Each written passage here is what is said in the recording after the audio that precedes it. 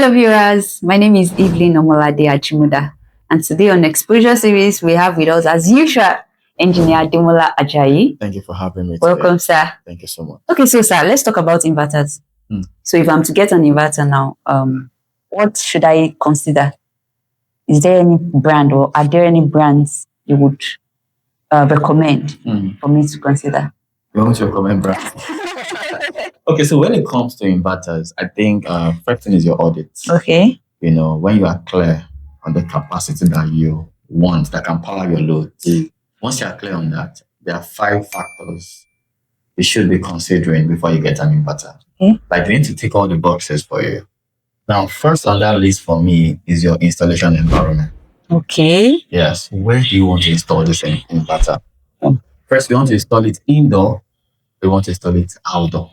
Or what is the harshness of your environment? Okay, so you need to tell me now that if I want to get an inverter, I need to consider my environment. You really need to consider it. So there are indoors and outdoors inverters. Exactly. Now, let me give you an example. If I set an inverter in a coastal area, okay. The coastal area are known to have a lot of salt spray. Oh. And it causes a lot of accelerated corrosion.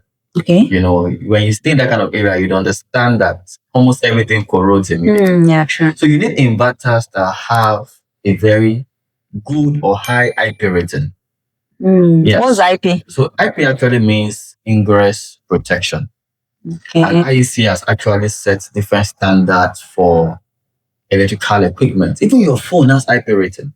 Okay. So the IP rating of an inverter tells you whether it is made for indoor or it is made for outdoor. So how do we know that? So for example, when you're buying an inverter and they tell you this inverter is IP31 or IP21, you know that this is an indoor inverter. So how do you know? The figures, IP has 2 numbers. Okay. For example, 31.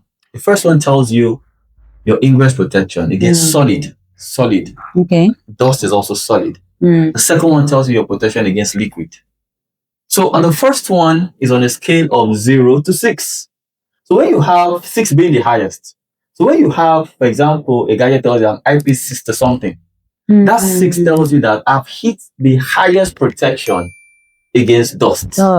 I've hit the highest protection against solid. So once you have hit the highest protection against solid, it means that you're protected against dust. Okay. So the second one tells you your level of protection against liquid. It tells you, you know, so when you see something that is saying I'm IP31, that one there tells you I have little or no protection against liquid. So when you go all the way to 6 or 7, it tells you have protection against water jets, have protection against at different pressures. So you can go all the way. So that is actually IP rating. So your IP rating should matter a lot to you. And your installation environment, if you want to install outdoor, for example, you've done your beautiful home and you said that there's no place for an inverter inside. I want to install outside. Then you should be buying an inverter that has probably IP66 or IP65. Amazing. So your installation environment should come first. You should decide what I do. So if it's indoor, in an area that is not, you know, that is not exposed to salt spray, you know, no accelerated corrosion, then you can actually just buy any inverter, IP21, IP31, IP20, just put it there. Wow. You know, so and you can also know them physically. When you see an inverter that has a fan, or that makes some form of noise that the fan is working and there has space, maybe fan vent by the side or under. That is probably an IP21 or IP31 inverter. I think those are the commonest. But when you see the one that have heat sink technology, you can't see any fan. They have heat sink at the back. Usually it's IP66 or IP67. They're usually more expensive, but they will always be worth it in the long term, depending on where you want to install. So your installation environment comes very important. Amazing. Yeah. So another factor I will want people to consider, and you should be considering when buying your inverter, is the nature of use. Okay. Nature of use sounds funny, but it matters a lot. I'm using this inverter day and night, and I'm using it close to the maximum capacity. For example, now you have a 5 kilowatt inverter, and you are going to be using maybe 4,000 watts out of the 5. Then you should be concerned about the DC to AC ratio of your inverter. When they say DC to AC ratio, it's basically talking about the PV capacity.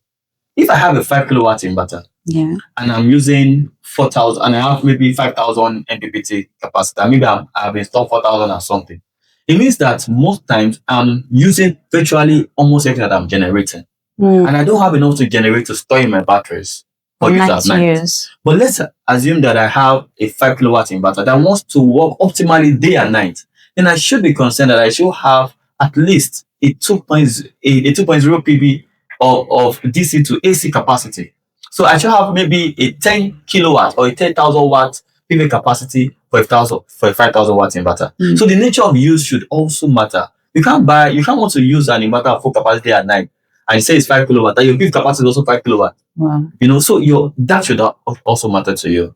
Number 3, that should also matter is the nature of the loads you are going to put on this end. That again. Yeah, the nature of load. Because in electrical terms, you can define loads into three aspects. You can say loads are capacity, loads are inductive, or loads are resistive.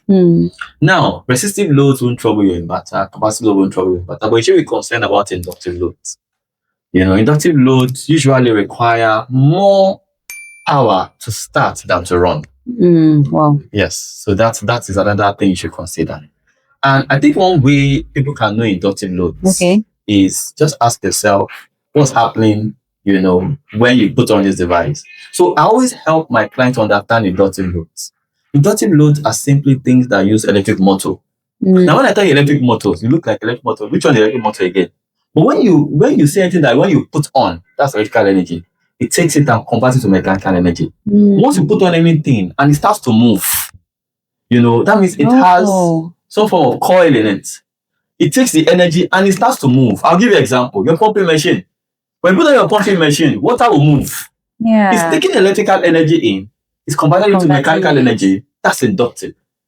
Then you also have induction cookers. It's becoming very popular. But when you look at also, even your fan, just that fans are not, you shouldn't be too concerned except they're industrial fans.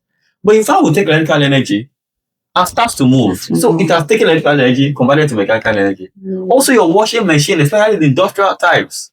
So when the kind of load should matter to you, because some inverters have the capacity to handle inductive load more than the other. Wow. So that might take you going into even into the technical data sheets. Wow. Now, when you see inverters, for example, a 5 kilowatt inverter, you're asking yourself, what is the surge capacity of this inverter? Most 5 kilowatt inverters have surge capacity of maybe 10 kilowatts. So 5,000 watts, 10,000 watts surge capacity. You'll now be asking yourself, for how long can you hold this surge? Yes, for how long can you hold this surge? Because when you look at technical data sheet, some inverters can hold their surge power for just 3 seconds. Wow. Some can hold it for 15 seconds. So, for example, now I'm going to be running a hub where I do a lot of commercial washing and I have those industrial washing machines, those front loaders. If I'm to use an inverter, I need one that can take inductive load and the surge power times 2 for at least 15 seconds. They will not come at the same price as one that takes the surge capacity for just 3 seconds. So that should also matter. Wow. That's Beyonce now, 3 kilowatt and 5 kilowatt. Then number 4, I think people should also look at for is support. What's the support structure that this brand is offering? You see an inverter, maybe you know the name, you don't know the name, doesn't matter. You need to ask questions. What is the support platform this brand has in the country? Then if it's probably one that is, you want to use to run maybe something that's a mini grid, you need to ask yourself, are there people that understand the technical know-how of this? Because we could always have, let them tell you that, hey, when you buy this inverter, no, it never has issues. I have seen inverters, so-called big inverters, fail. So-called big names, not to mention any name. Could even be factory fault. It could be factory fault. I didn't even want to mention names. But you need to be sure there's a support structure. You have their service centers. If this inverter has an issue today, where would that take? So you need to be concerned. That's number 4. Then number 5, this number 5 should apply more to those that use lithium batteries. Try as much as possible to buy an inverter that is compatible. The BMS, the battery management system of the battery, is compatible with your inverter. Okay. Yes. So what's BMS? So almost every, battery management system, almost all lithium batteries have a battery management system. Okay. And they have what is called communication protocols. They have numbers. So they will say, okay, if you are communicating, if you want to use my battery, I communicate with this inverter, this is a communication protocol. Maybe 01. And now maybe 02. So when you have that, it means that inverter and the battery, they can harmonize properly. They can communicate properly. So, example, the inverter will know, okay, my battery is 10%. At program rate, battery will, when you get to 10%, the inverter will shut down. My inverter understands that because there's a BMS communication. Okay, for example, now I want to use it to optimize savings. I can tell my battery through the inverter, okay, when you get to 50%, don't take in the grid again. Or when you discharge to 50% or 70%, now start to take in grid power. Interesting. So you can communicate in an amazing manner because you have that communication. Now, if you don't have that communication, you know, you would need more technical know-how not to destroy those batteries. Wow. So this is so enlightening. So it means I can't just go to the market, buy one inverter and then buy one lithium battery and those just chill them. factors are important. Now, if you maybe they can't communicate, you try all the communication, then you need to look at the technical data sheet of the battery and make sure that the inverter has user-defined series and put in key parameters. Key parameters, one of the most important parameters that an inverter and the battery must understand is the charging voltage. You need to charge a lithium battery at the right voltage. You must understand the charging voltage, you must understand the float voltage, and you must understand the cutoff voltage. If the cutoff voltage is not right, you will discharge the battery to a point where you might not even be able to charge it anymore. So these 5 factors, I think, are very important. Beyond, I love this brand, I love that brand. Those 5 things, you have to check all the boxes. Thank you so much. I have learned a great deal. Thank you so much. And I hope our viewers at home too have learned. So until next time when we come your way, stay exposed. Have a great day. Bye.